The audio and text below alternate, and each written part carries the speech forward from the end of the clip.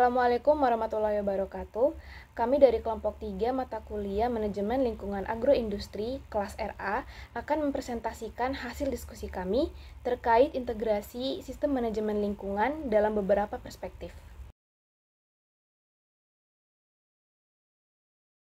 Sistem manajemen lingkungan ISO 14001 adalah standar yang disepakati secara internasional dalam menerapkan persyaratan untuk sistem manajemen lingkungan.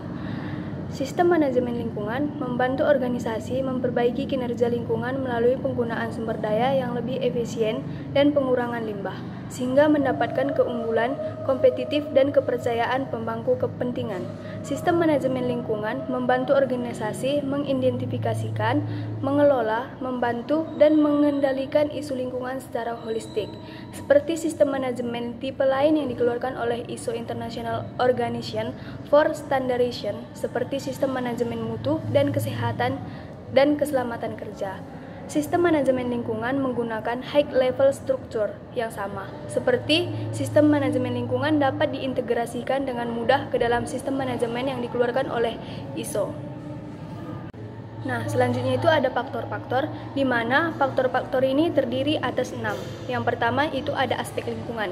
Aspek lingkungan ini dalam suatu organisasi harus mengidentifikasikan aspek-aspek lingkungan dari aktivitas, produk, dan jasa sesuai dengan persyaratan ISO 14001 ini, dan juga harus menetapkan mana aspek lingkungan yang tersebut yang disignifikankan memberikan dampak terhadap lingkungan. Yang kedua itu ada kewajiban kepatuhan, di mana kewajiban kepatuhan ini terdiri dari peraturan perundang-undangan dan persyaratan lain, dan di dalamnya terdapat kewajiban-kewajiban yang harus dipenuhi oleh organisasi. Salah satunya mengenal parameter kunci lingkungan yang harus dipantau dan diukur. Yang ketiga itu ada pengendalian operasi. Pengendalian operasi ini bertahap aspek lingkungan sesuai dengan objektifnya. Organisasi juga dapat diminta untuk melakukan pemantauan dan pengukuran dari aktivitas ini. Misalnya, dalam pemantauan terhadap kepatuhan standar operasi, kondisi operasi yang normal, sehingga pelaksanaan operasi terhadap orang yang tidak berkompeten. Nah, yang selanjutnya itu ada struktur dan tanggung jawab, di mana struktur dan tanggung jawab ini untuk melaksanakan program ISO 14001 2015 perlu dibentuk suatu struktur dan penanggung-jawaban yang jelas agar pelaksanaan program tersebut lebih terarah dan lancar. Dalam hal ini, direaksikan atau manajemen mensensitifkan adalah penanggung-jawaban utama untuk melaksanakan kebijakan.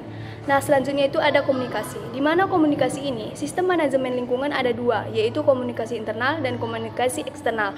Di mana komunikasi internal ini dilakukan pada semua tingkatan dan fungsi organisasi dimulai dari bawah ke atas. Pihak manajemen juga harus memutuskan bagaimana cara mengomunikasikan secara eksternal spesifik lingkungan yang signifikan dan mendokumentasikan keputusan. Nah, yang terakhir itu ada dokumentasi, di mana dokumentasi ini untuk pengendalian terhadap aspek lingkungan sesuai dengan objektifnya.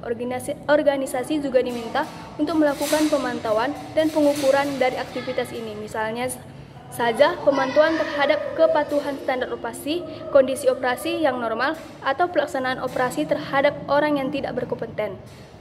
Nah, selanjutnya itu ada bentuk. Di mana bentuk ini, penerapan sistem manajemen lingkungan mempengaruhi suatu organisasi secara keseluruhan dan hubungannya dengan lingkungan. Bentuk yang paling populer adalah ISO 14001 yang diakui sebagai baku internasional yang memberikan kesatuan sistem manajemen lingkungan dan dilaksanakan melalui sertifikasi. Penerapan ISO 14000 ini sebagai sistem manajemen mempunyai struktur dan baku yang dikenal secara internasional. Artinya, penerapan secara benar akan mendapatkan pengakuan luas atau pendekatan manajemen dengan struktur logis, kemungkinan organisasi untuk pendekatan dan menetapkan serta menekankan aktivitas dari populer kebijakan dan tujuan lingkungan. Nah, ISO 14000 adalah sistem manajemen lingkungan yang dilaksanakan atas inisiatif di luar tuntutan atau bukan model perintah atau kendali motivasi positif, dan menjangkau lebih jauh dari standar ketentuan peraturan. Pencapaian tujuan dilakukan melalui pembentukan budidaya, yakni pertanggungjawaban dari semua pihak yang terlibat, misalnya manajemen, pemilik, pekerja, dan pemerintahan. Pencapaian satu tujuan akan mendapatkan respon positif dan konsumen yang masyarakat luas, hingga mendapatkan keuntungan berupa kepercayaan, peningkatan volume penjualan, serta perluasan pasar dan keuntungan. Pengelolaan lingkungan, perspektif Life Cycle Assessment atau LCA. LCA adalah sebuah metode analisis yang digunakan untuk mengevaluasi dampak lingkungan suatu produk, proses, atau layanan selama seluruh siklus hidupnya, dari proses hingga pembuangan. LCA mencakup emisi gas rumah kaca, pengurangan energi, penggunaan air, dan dampak lainnya terhadap lingkungan. Dalam konteks integritas sistem manajemen lingkungan, LCA memberikan pandangan yang lebih komprehensif dan holistik terhadap dampak suatu produk terhadap lingkungan dibandingkan dengan pendekatan konvensional. LCA memungkinkan perusahaan untuk mengevaluasi dampak lingkungan dari perspektif siklus hidup produk, sehingga dapat membantu dalam mengidentifikasi selama proses perbaikan, mengurangi biaya, dan mendukung kebijakan lingkungan lainnya. Dalam penerapan LCA juga dapat membantu perusahaan dalam mengambil keputusan yang lebih baik terkait dengan produk, proses, atau layanan yang dihasilkan. Dengan menggunakan LCA, perusahaan dapat mengidentifikasi potensi perbaikan yang dapat dilakukan untuk mengurangi dampak lingkungan dari produk atau proses mereka.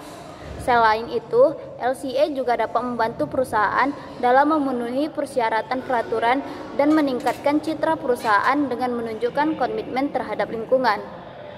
Adapun hasil penelitian dari data dan model LCA yang dapat diintegritaskan ke dalam sistem manajemen perusahaan melalui beberapa mekanisme, yaitu yang pertama, hasil LCA dapat menginformasikan penyusunan kebijakan dan rencana aksi lingkungan. Yang kedua, LCA dapat memberikan masukan bagi penilaian aspek dan dampak serta pengendalian operasi yang berkaitan. Yang ketiga, parameter dan data inventaris LCA dapat disinkronkan dengan sistem pelaporan lingkungan. Dalam penerapan LCA, terintegrasi membutuhkan sumber daya dan kapasitas khusus. Perusahaan perlu memastikan ketersediaan data yang berkualitas tinggi, keahlian staf LCA juga, serta integritas metodologi. Saya akan menjelaskan integrasi sistem manajemen lingkungan dalam perspektif prinsip ekologi industri. Prinsip ekologi industri merupakan suatu pandangan bahwa sistem sosial dan teknologi dibatasi di dalam biosfer, tidak di luar biosfer. Prinsip ini menekankan pentingnya integrasi antara kegiatan industri dan juga lingkungannya, sehingga kegiatan industri tersebut dapat berjalan secara berkelanjutan tanpa merusak lingkungan.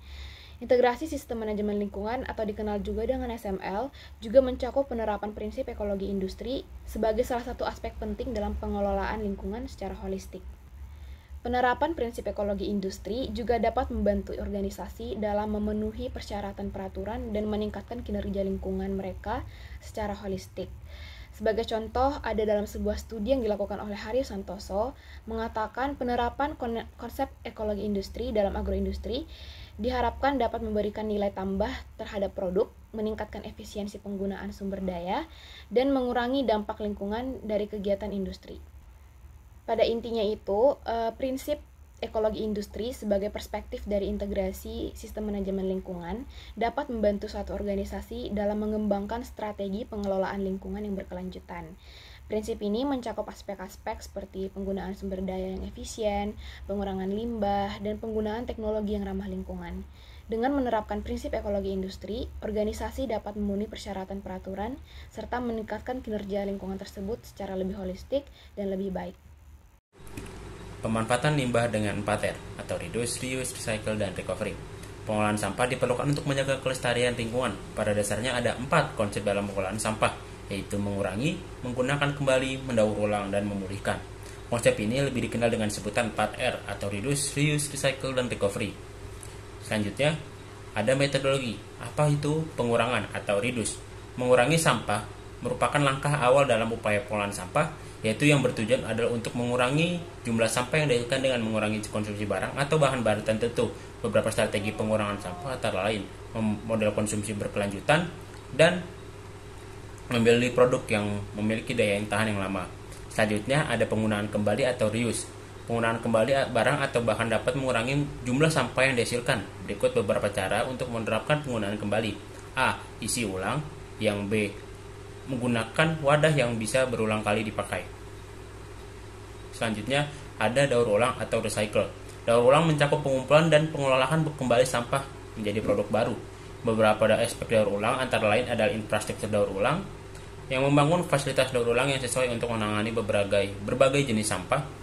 B. Edukasi masyarakat, mendidik masyarakat tentang sampah yang dapat daur ulang dan dengan cara membuang sampah yang benar. Yang selanjutnya ada pemulihan atau recovery. Pemulihan melibatkan penggunaan limbah sebagai sumber energi. Beberapa cara pemanfaatan energi dari sumber antara lain produksi listrik dari limbah, pembangunan fasilitas produksi listrik dengan menggunakan limbah sebagai bahan bakar. Yang selanjutnya ada yang B. Gasifikasi limbah, yaitu menggunakan teknologi gasifikasi untuk mengubah limbah menjadi gas yang dapat digunakan untuk menghasilkan energi.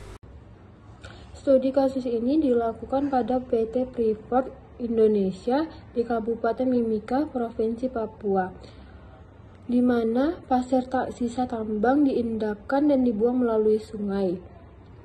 Terhadap sistem pengolahan lingkungan tambang dilakukan di Pusat Reklamasi MOD ADA Natural Succession Discovery Park atau NSDP, dan di lokasi kegiatan vegetasi dan restorasi di sekitar area deposit.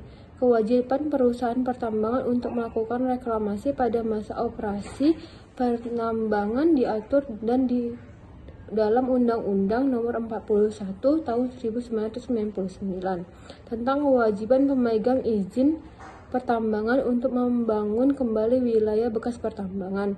Tindakan reklamasi di kawasan tiling bertujuan untuk meningkatkan jumlah tanaman dan luas lahan yang tersedia untuk ditanami.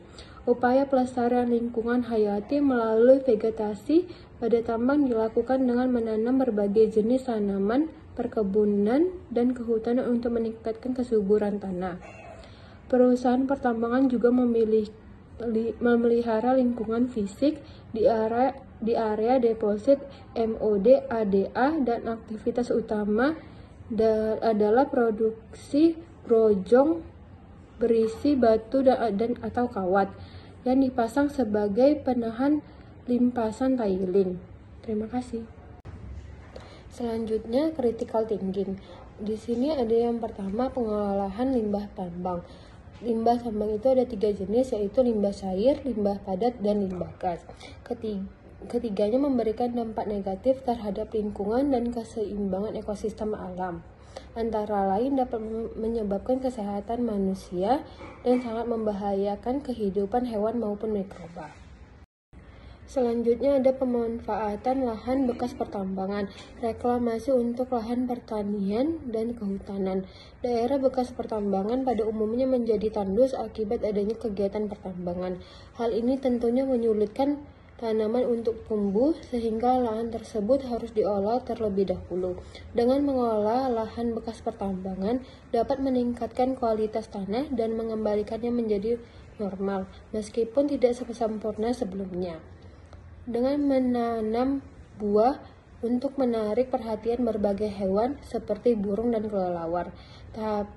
Harapannya, hewan-hewan tersebut dapat menyebarkan benih dan tumbuh di daerah bekas pertambangan. Setelah berdiskusi, kelompok kami menarik kesimpulan, yaitu integrasi sistem manajemen lingkungan dari berbagai perspektif sangat penting bagi organisasi dalam mengelola dampak lingkungan secara komprehensif.